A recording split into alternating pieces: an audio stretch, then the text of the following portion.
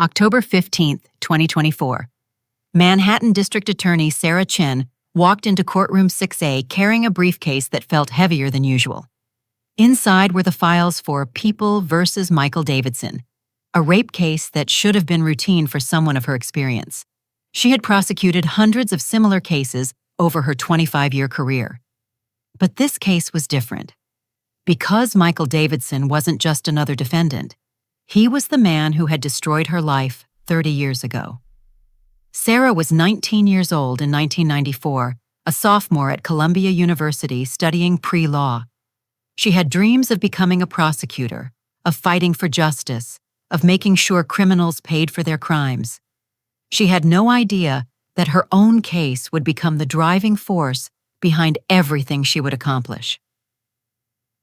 It was November 3, 1994, a cold Thursday night in Manhattan. Sarah was walking home from the library after a long study session for her constitutional law midterm. The streets were quieter than usual. She had her headphones on, listening to classical music, completely unaware that someone was following her. Michael Davidson was 28 years old then, a construction worker with a history of violence that the system had somehow missed. He had been watching Sarah for weeks, learning her routines, waiting for the perfect moment. 3 blocks from her dorm, he struck. Sarah's life changed forever in that alley. But what happened next would shape not just her future, but the futures of hundreds of victims she didn't even know yet. When Sarah reported the assault, she encountered a justice system that wasn't ready for her determination. The detective assigned to her case, Officer Martinez, seemed more interested in what she was wearing than catching her attacker. "Are you sure you want to go through with this?" he asked. "These cases are hard to prove. It might be easier to just move on." But Sarah had something that surprised everyone, including herself, an unbreakable will. "I want him caught," she said. "I want him to pay." The investigation went nowhere. No witnesses, no DNA evidence. The technology wasn't what it is today. No security cameras in that alley. Michael Davidson disappeared into the city like a ghost, leaving Sarah with trauma that would take years to heal. But instead of breaking her, the failure of the system to help her did something unexpected. It gave her purpose. Sarah threw herself into her studies with an intensity that worried her friends. She graduated summa cum laude from Columbia, then headed straight to Harvard Law School. Every late night studying evidence law, she was thinking about her case. Every exam on criminal procedure, she was learning how to build better cases than the one that failed her. Her professors noticed something different about Sarah. She didn't just want to learn the law, she wanted to master it, to understand every loophole, every weakness, every way a case could fall apart. "Why prosecution?" her advisor asked during her final year at Harvard. "You're brilliant. You could make millions in corporate law." Sarah's answer was always the same. Because someone has to speak for the victims who can't speak for themselves. She graduated first in her class and immediately joined the Manhattan DA's office as an assistant district attorney. She was 26 years old and hungry for justice. Sarah's early years as a prosecutor were legendary. She won case after case, developing a reputation for meticulous preparation and relentless pursuit of the truth. Her colleagues called her the machine because she never seemed to rest, never seemed to give up. But they didn't know why she worked so hard. They didn't know about the promise she had made to herself in that hospital room in 1994.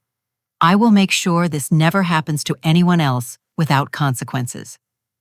By 2005, Sarah was a senior ADA.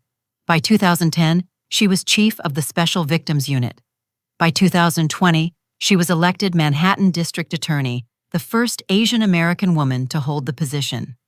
Every step of the way, she carried the memory of her own case. Every victim she met, she saw herself. Every case she won, she felt like she was winning the case that was never solved. Michael Davidson, meanwhile, had not disappeared. He had been living in New Jersey, working construction, staying just under the radar. He had committed other crimes, assaults that were never reported, women who were too afraid to come forward. The system had failed them too. But technology was changing. DNA databases were expanding. Cold cases were being reopened with new evidence. And in 2024, 30 years after that November night, a DNA match finally connected Michael Davidson to a series of assaults dating back to the 1990s. The case landed on the desk of the Manhattan District Attorney, Sarah Chen's desk. When Sarah first saw the name Michael Davidson in the file, her hands started shaking. She had never forgotten that name. It was burned into her memory from the police reports she had read dozens of times in the weeks after her assault. She opened the file and saw his photograph. Older now, grayer, but unmistakably the same face that had haunted her nightmares for 30 years. For the first time in her career, Sarah Chen considered recusing herself from a case. "I should hand this to someone else," she told herself. "There's a conflict of interest." But then she read the victim statements. 3 women, all young, all describing the same pattern of behavior, the same predatory tactics, the same violation that she remembered so clearly. Sarah made a decision that would define the rest of her career. She would prosecute this case herself. The trial began on October 15, 2024. Michael Davidson, now 58, sat at the defendant's table looking like any other middle-aged man facing criminal charges. He had no idea that the prosecutor standing across from him was the woman he had assaulted 30 years earlier. Sarah's opening statement was flawless. She laid out the evidence methodically, professionally, never once betraying the personal connection she had to the case. The jury hung on every word. For 3 weeks, Sarah built her case piece by piece. DNA evidence, witness testimony, expert analysis. She was doing what she had trained her entire career to do, using skills she had developed specifically because of what this man had done to her. Michael Davidson's defense attorney tried every trick in the book. He questioned the reliability of 30-year-old DNA evidence. He attacked the credibility of the victims. He tried to create reasonable doubt wherever possible. But he was fighting Sarah Chen, a prosecutor who had spent 30 years preparing for this moment without knowing it. On the morning of November 3, 2024, exactly 30 years after her assault, Sarah stood to give her closing argument. "Ladies and gentlemen of the jury," she began, "this case is about justice delayed, but not justice denied." As she spoke, Sarah felt something she had never experienced in a courtroom before: complete closure. Every sleepless night studying law, every case she had won, every victim she had helped, it all led to this moment. "The defendant thought he could disappear into anonymity," Sarah continued. "He thought his crimes would be forgotten. He was wrong." Sarah never mentioned her personal connection to the case. She didn't need to. The evidence spoke for itself.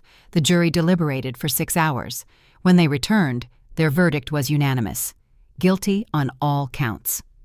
As the judge sentenced Michael Davidson to 25 years to life, Sarah felt something she hadn't felt since she was 19 years old: complete peace. After the trial, Sarah's deputy, Ada Rodriguez, approached her. "Boss, I've worked with you for 15 years, and I've never seen you fight for a case like that one. What made this one so special?" Sarah looked out the window of her office at the city she had sworn to protect. "Sometimes," she said, "justice takes exactly as long as it needs to take." That night, Sarah went home to her apartment and did something she hadn't done in 30 years. She threw away the police report from her own case. She didn't need it anymore. The next morning, she received a letter from one of the victims in the Davidson case. "Thank you for giving me back my voice. Thank you for showing me that justice is possible." Sarah smiled and filed the letter away. Then she picked up the next case on her desk and got back to work. Because for Sarah Chen, justice wasn't just a career. It was a calling that began in a dark alley 30 years ago and would continue until her last day in court.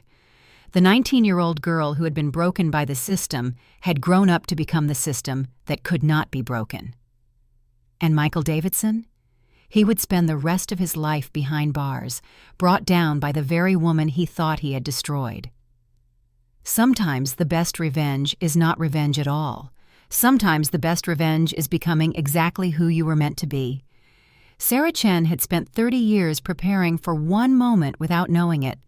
And when that moment came, she was ready. Justice had taken its time, but justice had arrived.